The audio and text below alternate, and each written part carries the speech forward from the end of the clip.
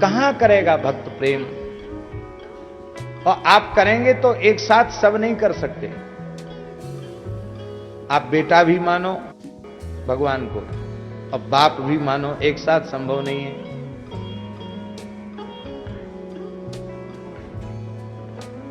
एक सिद्ध माता जी थी अयोध्या जी में, परम पूज्य प्रातस्मरणीय संत श्री गोपालाचार्य जी महाराज की जन्मदात्री माता। वात्सल्य भाव सिद्ध था उनको। साक्षात श्री रघुनाथ जी ने प्रकट होकर 9 वर्ष तक लगातार उनकी अंक में पौड़कर स्तनपान किया था। कितने साल तक?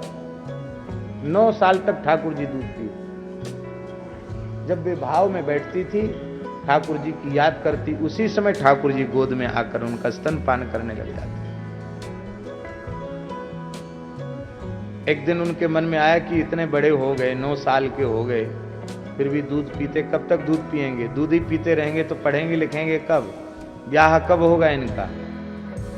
दूध पीने वाले बच्चे का ब्याह थोड़ी होता है। मैं तो ब्याह करना चाहती हूं उनका।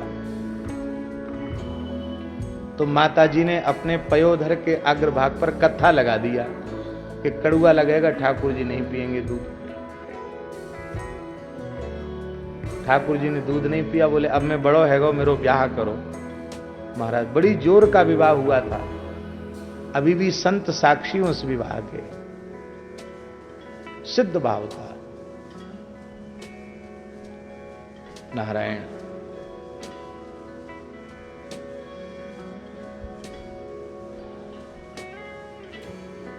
इस प्रकार का भाव कहां हो पाता है? तो वे माताजी अयोध्या के एक सिद्ध संत के निकट गई। सत्य घटना सुना रहे हैं,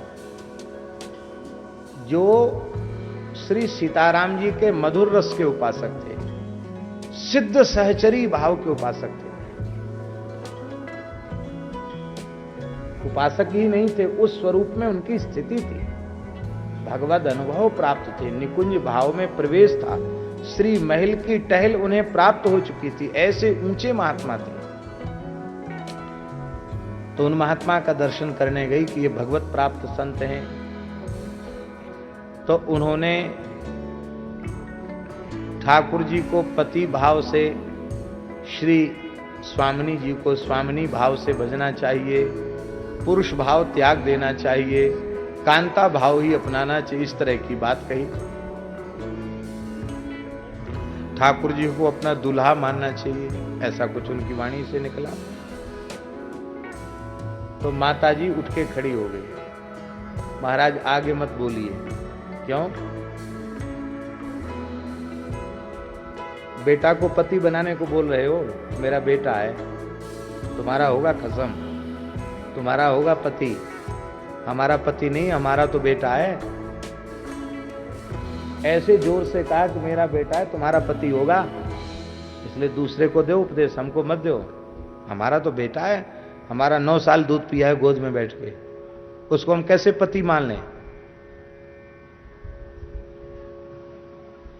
उन संत ने साष्टांग प्रणाम किया। इस कलिकाल में अवध में ऐसी माता है जिसने ठाकुर जी को 9 वर्ष तक दूध पिलाया। आहा भैया, जीव की कहां सामर्थ्य है? हमारे भाव में स्थिरता नहीं रहती।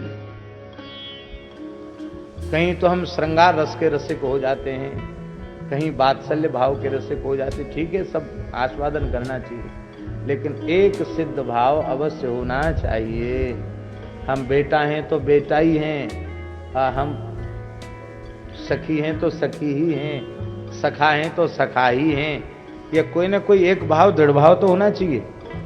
पर हमारी हालत तो ऐसी है, गंगा गए गंगादास, जमुना गए जमुना दास, और सरजू गए सरजू दास। बोलो भक्त वत्सल भगवान की। एक सिद्ध भाव।